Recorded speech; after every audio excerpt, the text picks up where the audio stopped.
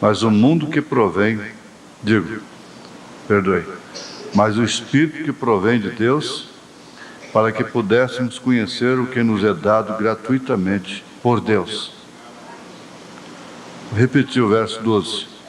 Mas nós não recebemos o Espírito do mundo, mas o Espírito que provém de Deus, para que pudéssemos conhecer o que nos é dado gratuitamente por Deus. Que o Senhor Jesus possa vir abençoar e vivificar a sua palavra em nossos corações, de acordo com a necessidade de cada um. Te pedimos, ó Senhor, pelo teu próprio nome. Amém. Assentai-vos. A gente tem que ser nada, porque de qualquer maneira sempre somos nada.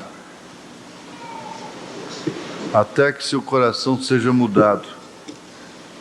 Se estamos dispostos a confessar nossos pecados, então teremos confiança.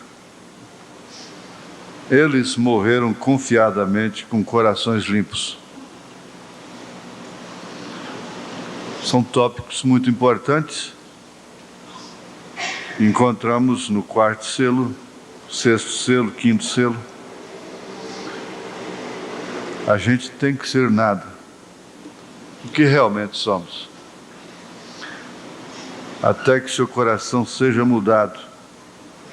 Se estamos dispostos a confessar nossos pecados, e então teremos confiança. Eles morreram confiadamente com corações limpos. Vamos ver o que realmente Deus tem nos dado gratuitamente.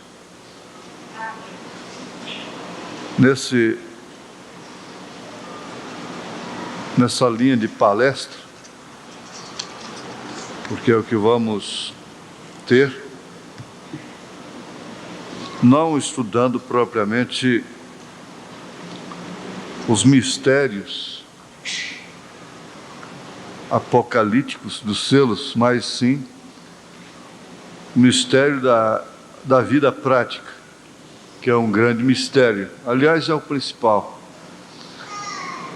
Ao estudar sobre o milênio, a nossa conclusão é esta: que o importante é estar lá. Não é saber de que jeito vai ser, como vai ser, quem vai estar, quem não vai estar. O importante não é propriamente a teoria do assunto, mas sim a prática. Isto quer dizer, estar lá. Pouco adiantaria uma mulher conhecer toda a lei da genética, da concepção, e nunca ter um filho, nunca conceber. Enquanto a outra não sabe nada disso e concebe várias vezes. Cria vários filhos. Isso é a prática da coisa. São leis que operam independentemente do entendimento, da mente, do intelecto. E nós, tendo esse conhecimento, a igreja, com esse conhecimento espiritual, ela não foi levada pelo espírito nicolaíta, que conquistou lá naquele cavalo branco de Apocalipse 6, conquistou os leigos, isto quer dizer o laico. Por isso vem o nicolaíta, não é? Conquistar o laico quer dizer conquistar os leigos e tirá-los da frente da igreja, invalidando assim a chamada suprema de Deus para um Pedro, pescador, analfabeto, e demais outros, bem como um Saulo, formado aos pés de Gamaliel, que não teve nada a fazer senão desincompatibilizar sua mente, como aconteceu com Moisés lá no deserto. Então a igreja Uma vez libertada, salva dessa conquista maligna, ela continua sempre, ela irá até o fim, até o rapto, valorizando essa lei de Deus, não concebendo as coisas de Deus somente pela cabeça. Nenhuma mulher concebe no cérebro, na cabeça, ela concebe no ventre. A mulher que concebe apenas na cabeça carrega uma psicose, ela fica demente, então ela gera filhos na cabeça só, se casa na cabeça, gera filhos na cabeça, e dali não aparece nenhuma prática. A igreja é assim.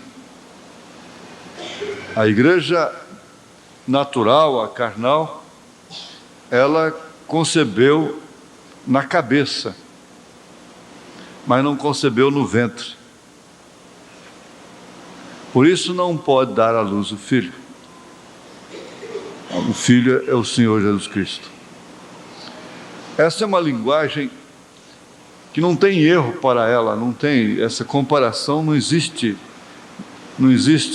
dúvida, porque é a lei de Deus, é natural, ela é a Bíblia, e a Bíblia é escrita dessa forma.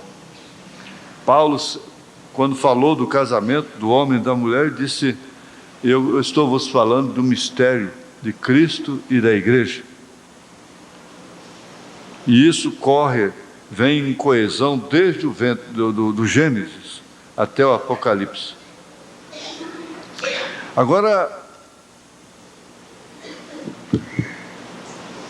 vamos ver aqui no quarto selo, parágrafo 150.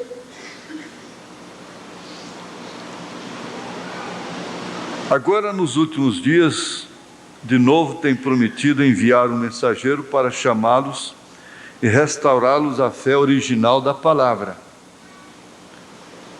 o que enquadra perfeitamente com a introdução. A fé original da palavra é aquela que independe do intelecto.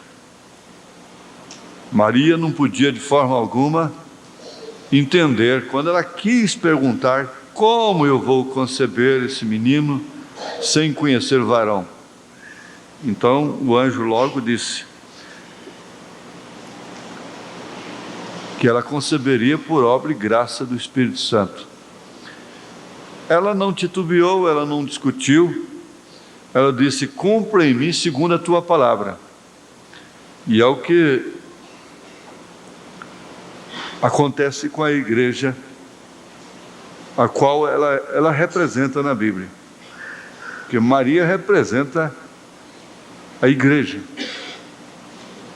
e concebe sem sensação, concebe diretamente de Deus, do Espírito Santo. Então, esses mensageiros, se tratando especialmente do último, restauram a fé original da palavra. Só que a igreja natural não quer receber. Ora, se o próprio Senhor Jesus Cristo viesse agora em carne na terra, a igreja, as denominações não receberiam. Você diz: é verdade? É verdade, incontestavelmente é verdade. Faça uma comparação entre a igreja daquele dia que Jesus veio, nasceu, começou o seu ministério aqui na terra pessoalmente, com a igreja de hoje. Aquela igreja era muito mais limpa,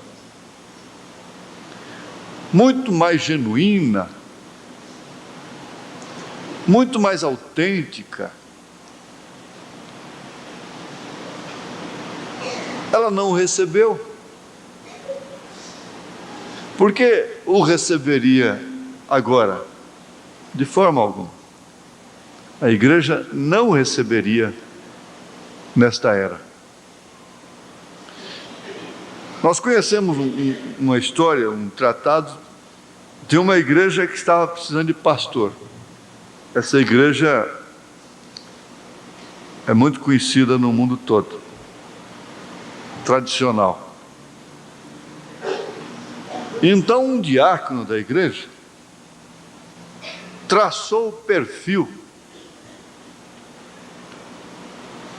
de um pastor para aquela igreja.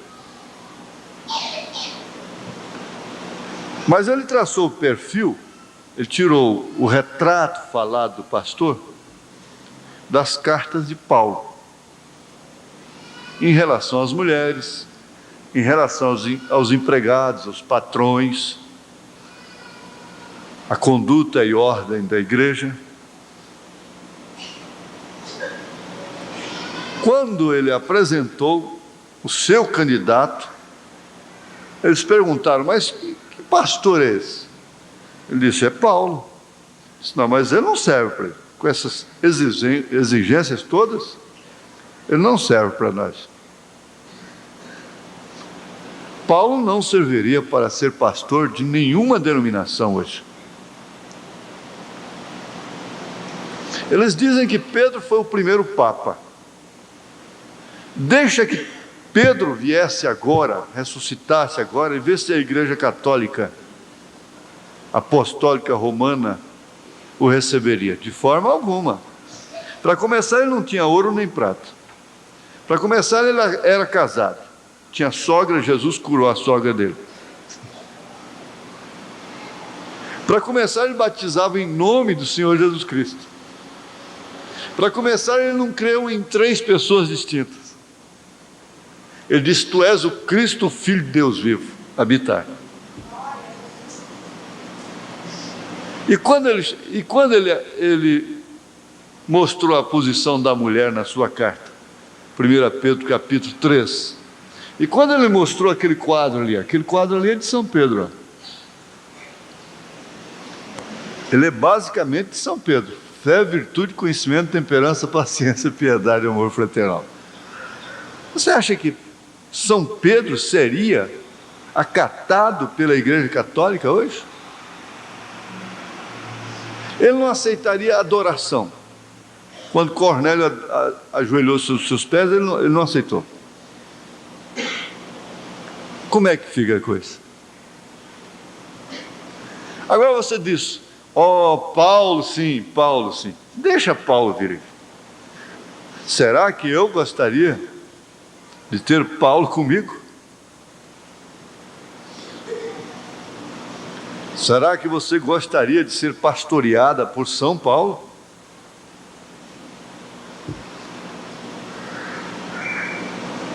E o profeta diz que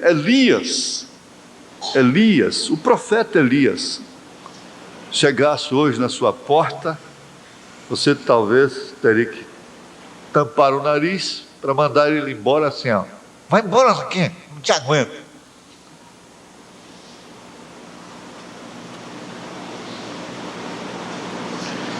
E Elias era implicado como Deus, com a mulher que pinta as unhas, os lábios, os olhos,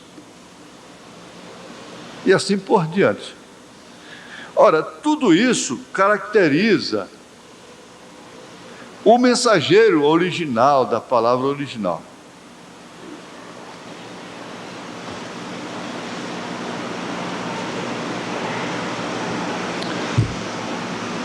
Não querem receber.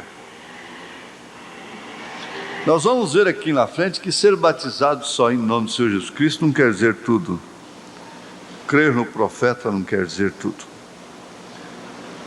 Estão tão arraigados em seus dogmas e credos até o tal ponto que talvez, se Deus mandasse um anjo,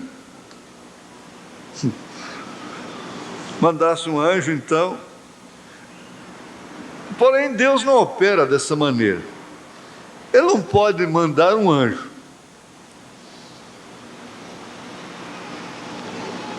Os anjos atentaram para isso, para pregar.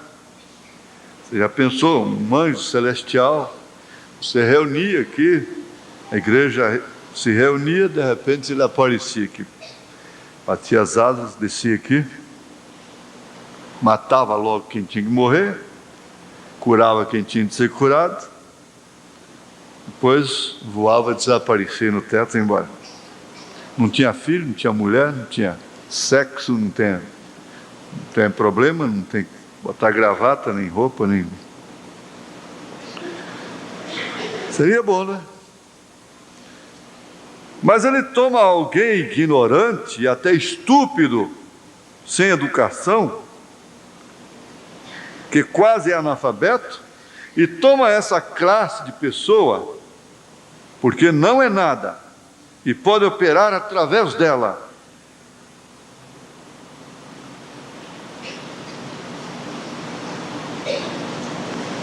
Isso foi o que o cavaleiro do cavalo branco, de Apocalipse capítulo 6, conquistou. Tirou da frente. Você vê que quando Pedro estava sendo usado, ele diz, mas como? Homem sem letras?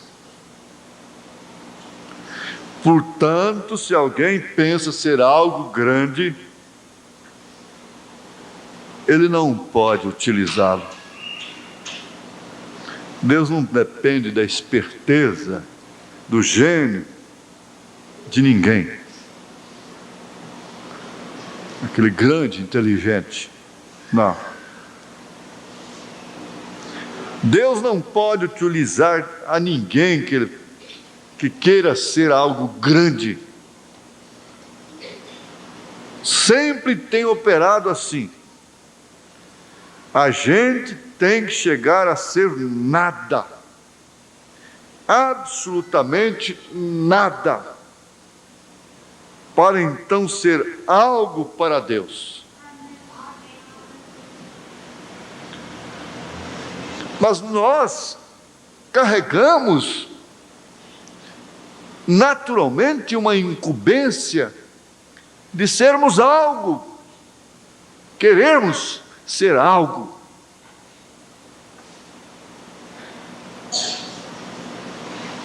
O elogio nos alegra, nos anima, nos leva a prosseguir. Então ele diz, é difícil Deus usar um homem e aquele homem permanecer humilde.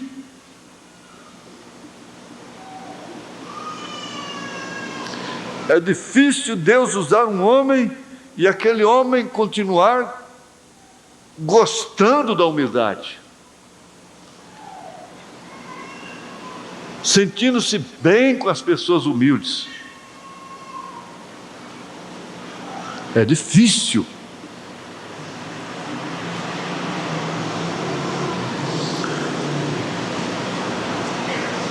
Agora nós vamos para o quarto selo, parágrafo 173.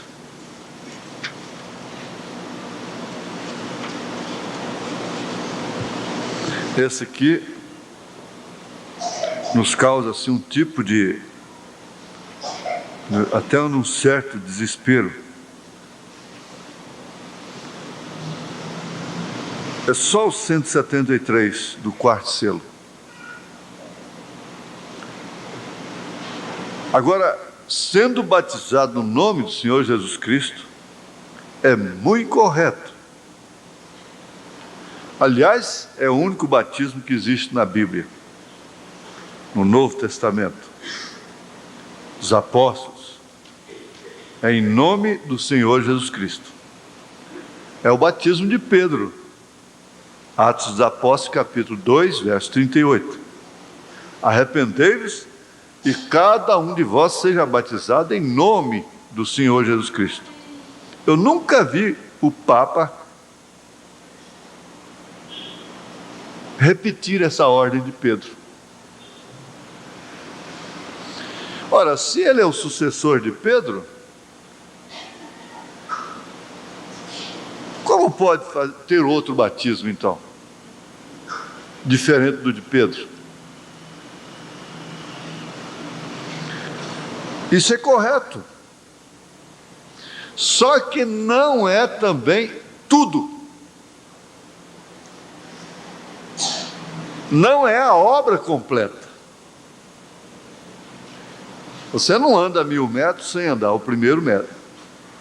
É claro. Você não ajunta 1 milhão de cruzeiros sem ter um cruzeiro primeiro. Porque aquilo começa de 1 até 1 milhão.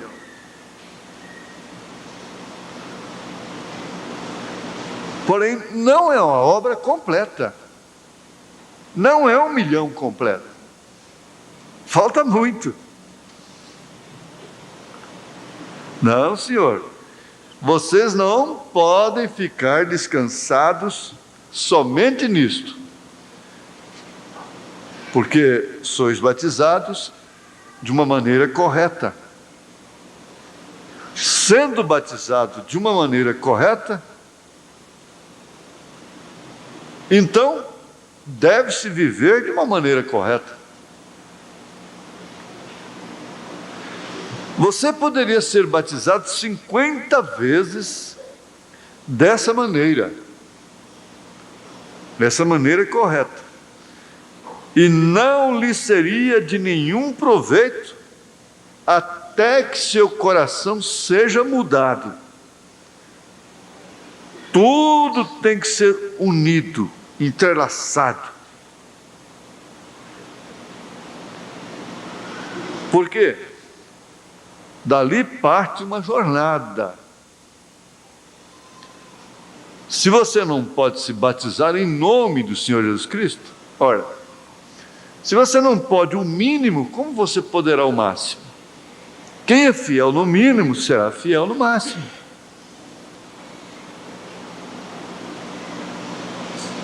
Você não pode, de forma alguma, começar uma vida apostólica, bíblica, sem ser batizado em nome do Senhor Jesus Cristo.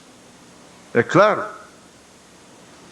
Mas isso não é tudo, é o que o profeta está mostrando.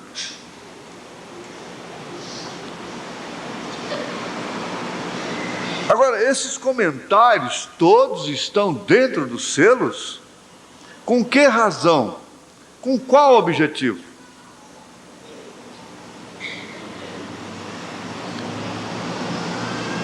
Justamente para mostrar que isto realmente tem significado dentro do Apocalipse. Isto quer dizer, na revelação. A revelação começa, na verdade, pelo batismo em nome do Senhor Jesus Cristo. Essa revelação começa por aí, mas ela não é somente isto.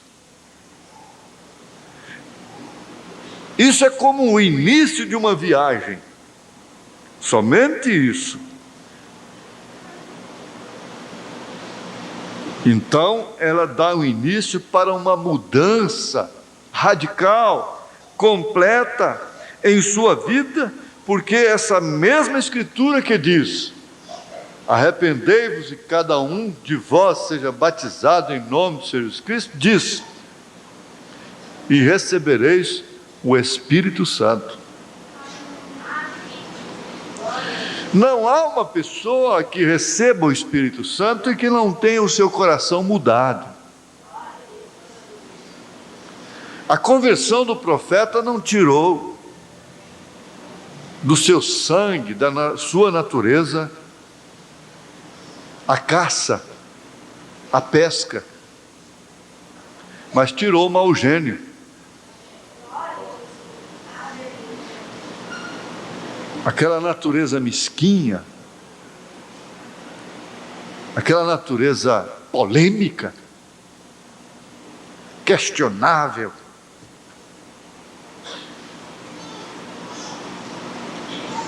irritada, neurastêmica, histérica, nervosa. Tem que ser mudada.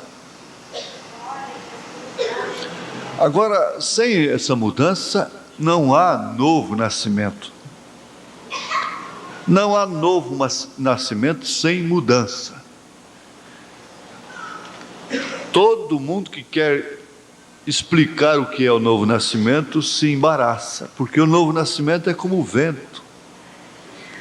Foi o que Jesus disse lá em São João 3. Ninguém sabe para onde vai, de onde vem, nem para onde vai. O novo nascimento é uma revelação. E é um acontecimento interior que, sem dúvida alguma, se manifesta. Vamos olhar para cá, irmãos. Eu acho que a palavra é mais interessante do que o choro de um bebê. Então, é uma mudança interior, é uma experiência interior que reflete e causa, na verdade, uma manifestação exterior. Não tem como ficar nascido de novo só lá dentro.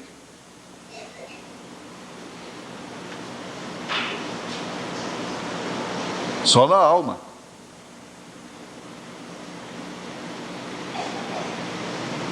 Se isso nos põe em aperto, nos põe em dificuldade, começa por mim. Começa por esse esqueleto aqui. Não se pode entender novo nascimento sem mudança de vida.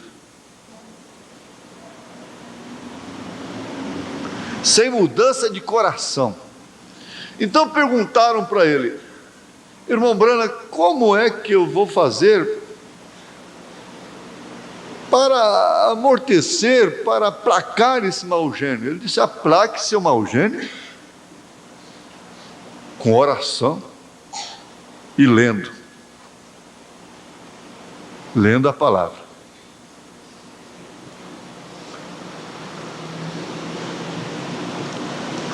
Nós conhecemos aquela história que está também implícita, ela está nos selos também, está nisto aqui,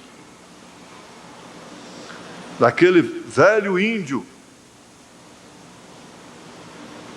que recebeu o Espírito Santo. Então perguntaram para ele como é que ele se sentia, e ele, na linguagem de índio, ele fez uma comparação grosseira. Ele disse: índio se sente como se tivesse dois cães dentro de si, um preto e um branco, e um está constantemente rosnando para o outro, estão mostrando as suas dentarras um para o outro.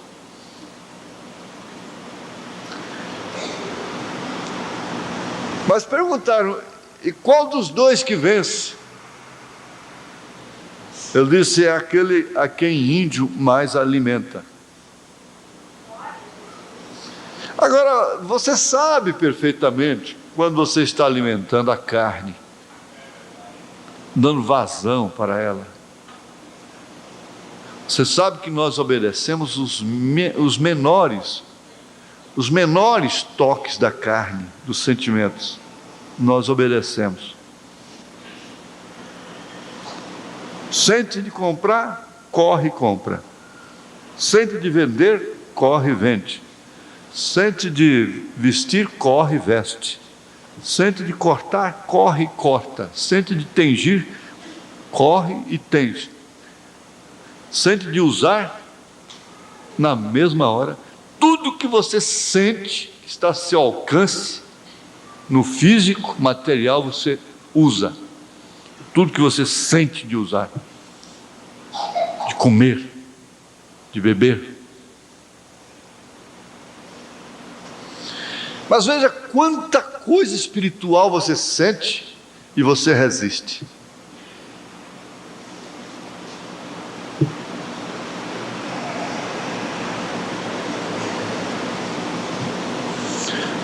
isso dá um desespero na gente. É por isso que a gente chega a ficar de birra com a razão, com a carne, também danada, você vai morrer. Tem gente que chega a essa conclusão: eu não faço uma coisa, mas a outra também eu não vou fazer. Você vai morrer aí de pirraça. Mas já que você é pirracento, então eu vou pirraçar também.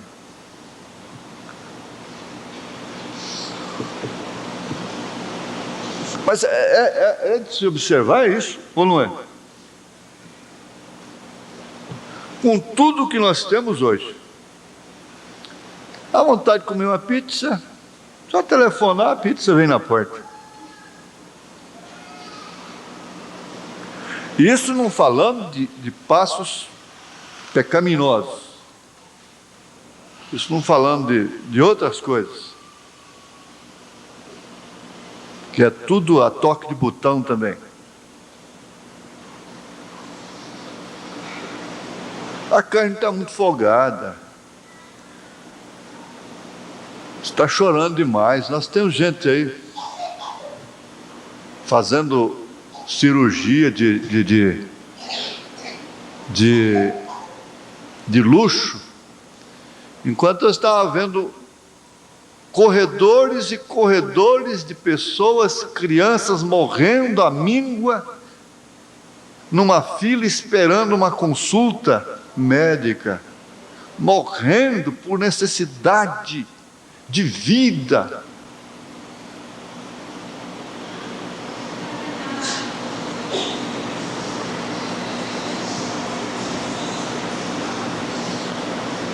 O espírito executivo tomou conta da terra. Quem pode, gasta. Gasta mesmo. Não tem jeito, gasta. E não há salário que chega.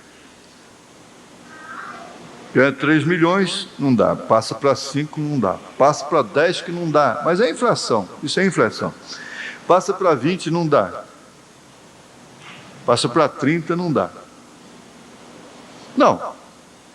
Enquanto você está, um está ganhando 5, tem outro ganhando 50. Não dá para os 50 também, não.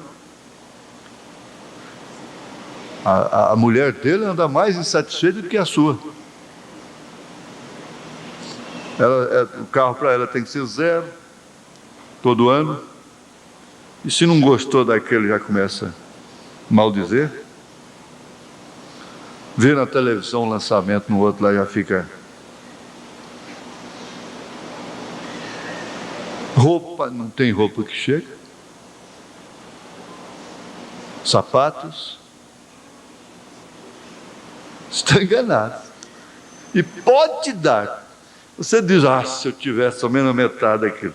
Dá aquilo também para você. No princípio você fica satisfeita, feliz, no princípio. Mas ao passar do tempo, daí a pouco começa a fazer o biquinho. Começa a coisa.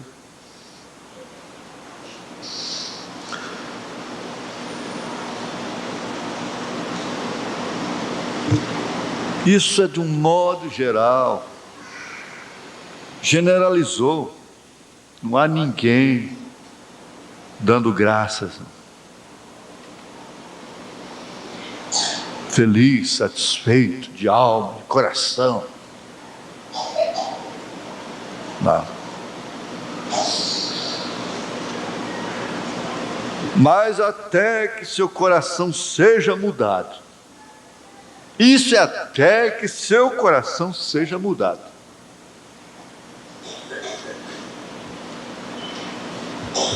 Não tenha dúvida. Quando tudo isso for unido, e que o espírito de adultério sair das mentes.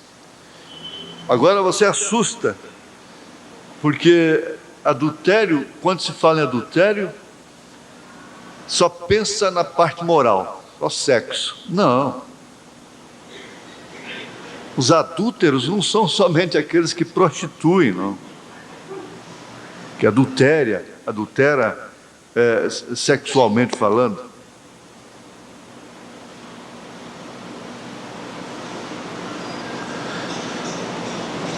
A vida está adulterada. Os sentimentos se tornaram adúlteros, adulterados em seus princípios, em suas maneiras. Por isso é que eu fico pensando, eu fico olhando assim as aspirações do povo. Um povo naufragado no pecado, com a mente adulterada, funcionários que tomam conta da coisa pública, tudo trata veículo e material de uma maneira terrível. Eu falo com conhecimento. Combustível é roubado, pneu é roubado, o tempo, o relógio é adulterado, tudo adulterado. E a renda da nação é para pagar funcionário público e forças armadas. Qualquer estradazinha que vai fazer tem que buscar dinheiro emprestado lá fora, porque o que recolhe aqui dentro mal dá para pagar funcionários e forças armadas.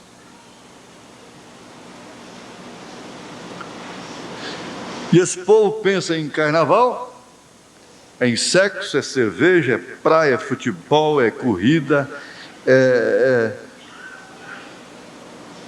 tudo que é carne, e quer um governo limpo, quer um governo bom, quer um governo próspero.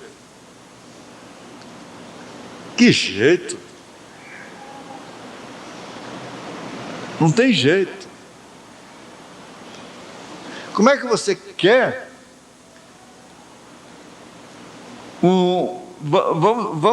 vamos comparar assim. Você quer lá um cordeiro dirigindo e governando uma cabritada, cabritos, aquele cordeiro manso, que dá tudo para o povo, comida na boca e tudo para o povo. Um cordeiro governando cabritos. Isso não vai acontecer nunca, só tem que sair bode do meio de cabrito. Só tem que sair cabrito do meio de cabrito.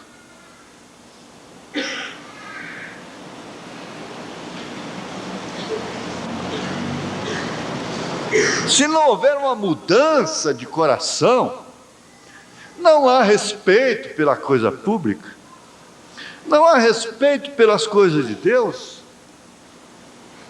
não há temor na aplicação do dinheiro, das verbas.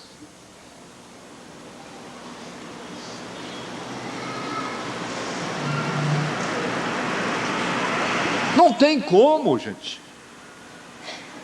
Não há mais conserto, não há mais como salvar as nações.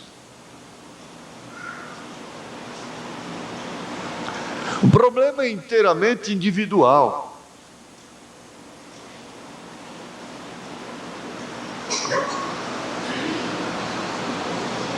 Não lhe seria de nenhum proveito até que seu coração seja mudado.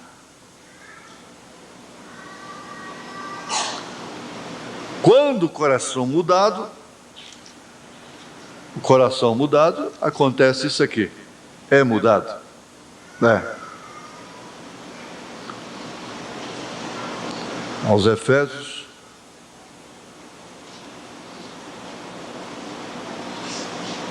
capítulo 4, a partir do verso 22. Que quanto ao trato passado, vos despojeis do velho homem, que se corrompe pelas concupiscências do engano. E vos renoveis no espírito do vosso sentido, e vos revistais do novo homem, que segundo Deus é criado em verdadeira justiça e santidade. Pelo que deixai a mentira, e falai a verdade cada um com seu próximo, porque somos membros uns dos outros. Irai-vos e não pequeis. Como? O sangue sobe, mas não se põe o sol sobre a vossa ira. Não deixa o sol se cobrir. Irado, nervoso. Não deis lugar ao diabo. Aquele que furtava, não furte mais. Antes trabalhe, fazendo com as mãos o que é bom, para que tenha que repartir com o que tiver necessidade. Não saia da vossa boca nenhuma palavra torpe, mas só a que for boa para promover a edificação, para que dê graça aos que a ouvem. E não entristeçais o Espírito Santo de Deus, no qual estáis selados para o dia da redenção. Toda amargura, e ira, e cólera, e gritaria,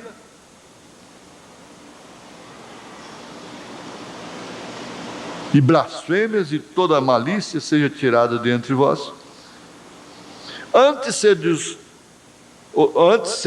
uns para com os outros benignos, misericordiosos, perdoando-vos uns aos outros, como também Deus vos perdoou em Cristo. Sede, pois, imitadores de Deus como filhos amados, e andai em amor, como também Cristo vos amou e se entregou a si mesmo por nós, em oferta e sacrifício a Deus, em cheiro suave. Mas a prostituição e toda impureza ou avareza, nem ainda se nomeia entre vós como convém a santos. Nem torpezas, nem parvoices, nem chocarrices, que não convém, mas antes ações de graças. Porque bem sabeis isto, que nenhum fornicário, ou impuro, ou avarento, o qual é idólatra, o avarento ele é idólatra, tem herança no reino de Cristo e de Deus. Ninguém vos engane com palavras vãs, porque por estas coisas vem a ira de Deus sobre os filhos da desobediência. Portanto, não sejais seus companheiros, porque noutro tempo erais trevas, mas agora sois luz no Senhor. Andai como filhos da luz. Agora aí onde você, com outras referências, vai ver. A pessoa saiu da comunhão, que seja qualquer motivo, sempre vai ter um motivo. Afastou da comunhão. E você começou a andar com ela, pode saber, você também vai cair. No mesmo estado dela. Não tem, é 2 mais 2. Um contato com uma pessoa que está chorando suas mágoas, lamentando, clamando para levantar de novo, é completamente diferente. Mas quando a pessoa se torna arrogante, espreitando por aí, pode saber, você vai cair também. Se você continua sendo companheiros deles, você já está na malha. Não tenha dúvida. Porque 2 não andam juntos se não estiverem de acordo. Portanto, não sejais seus companheiros. Aqui, São Tiago, foi São Tiago, não é? Eu creio que sim, São Tiago. É que diz aqui: adúlteros e adúlteras, não sabeis que a amizade do mundo é inimizade contra Deus? Portanto, que qualquer que se faz amigo do mundo, constitui-se inimigo de Deus. O amigo do mundo é adúltero, é adúltera. Ele diz aqui: de onde vêm as guerras e pelejas entre vós? Porventura não vem disto, a saber, dos vossos deleites, que nos vossos membros guerreiam? Cobiçais e nada tendes, sois invejosos e cobiçosos, e não podeis alcançar. Sempre o invejoso ele não tem capacidade, né? Então fica de longe atirando pedra. É igual a hiena. Combateis e guerreais, e nada tendes porque não pedis. Pedis e não recebeis, porque pedis mal para o gastardes em vossos deleites. Adúlteros e adúlteras, não sabeis vós que a amizade do mundo é inimizade contra Deus? É capítulo 4 de São Tiago. Portanto, qualquer que quiser ser amigo do mundo, constitui-se inimigo de Deus. Ou cuidai vós, que em vão diz a Escritura, o Espírito que em nós habita tem ciúmes? Tem sim. Antes da maior graça, portanto, diz, Deus resiste aos soberbos, dá, porém, graça aos humildes.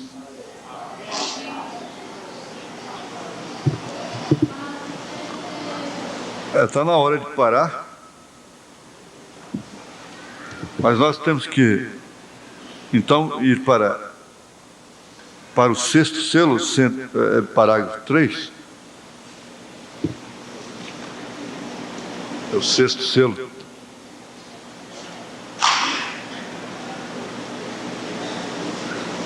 Ele diz assim, parece que é na oração que ele está fazendo.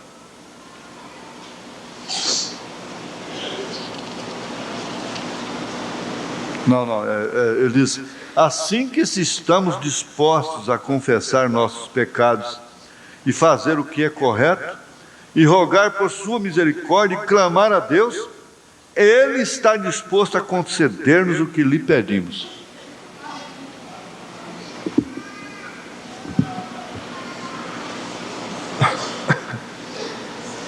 Aí então nós teremos confiança. Porque está faltando muita confiança, não é? É o quarto selo, parágrafo 4, que eu destaquei somente isso aqui.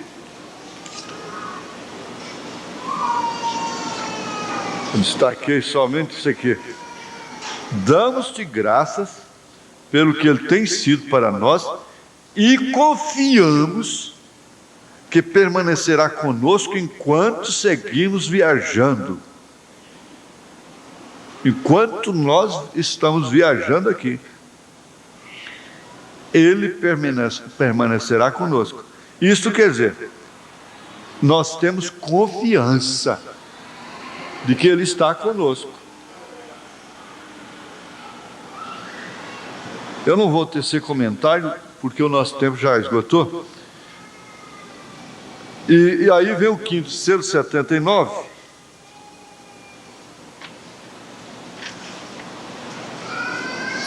Que diz, que fizeram? Voluntariamente saíram para dar suas vidas, se referindo àqueles do passado, não é? A eles não lhes importou isso, porque o espírito da igreja naquele dia foi de obras e sacrifício. Eles subiram ali confiadamente, com coração limpo. Os seus corações haviam sido mudados. Por isso eram corações limpos. Eram corações ungidos com o verdadeiro Espírito de Deus daquela era. Pois nós ouvimos sobre a unção. Isso combina perfeitamente. Porque é outro assunto que tomaria muito tempo nosso. Porque, você sabe, o mundo está ungido com espíritos. Uma mulher como essa, elas ungem as mulheres. Unge as mulheres. Elas saem ungidas com o mesmo espírito delas. Elas se parecem mutuamente, no falar, no agir, no vestir.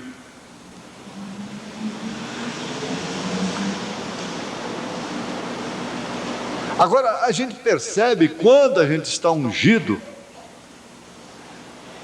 pelo Espírito do mensageiro. O Espírito do mensageiro, ele é limpo. Ele não é contencioso, ele não é polêmico, ele não é iracundo. Eu fico pensando, a gente fica cansado, esgotado, a gente fica nervoso, quando devia ficar mais brando, né? Mais manso. Fica mais nervoso, porque você não aguenta falar uma coisa duas vezes. É porque não está dando conta. Tem que entender que a pessoa não está dando conta, gente. Seu pai está esgotado.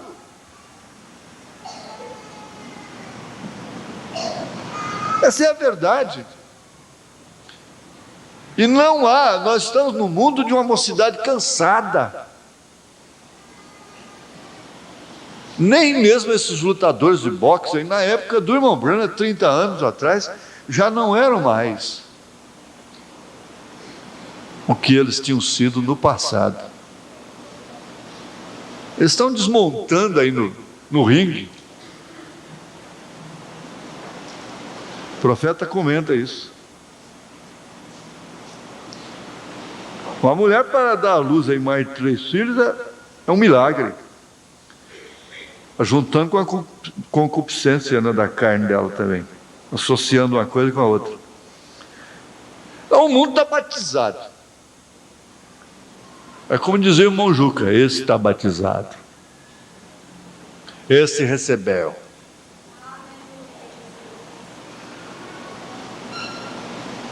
Agora a noiva tem que estar batizada com o espírito do noivo.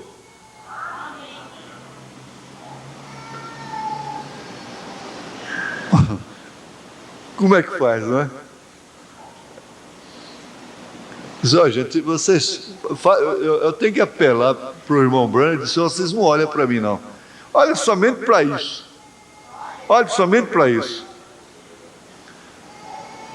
Eles subiam confiadamente, eles enfrentavam todas as situações com confiança no coração, porque seus corações eram limpos, eles não tinham pecados ocultos de seus maridos, de suas esposas, eles não tinham nenhuma mentira para sobreviver, eles estavam ungidos com o verdadeiro Espírito de Deus daquela era. Por isso morreram como heróis, sacrificados, sem negarem a palavra.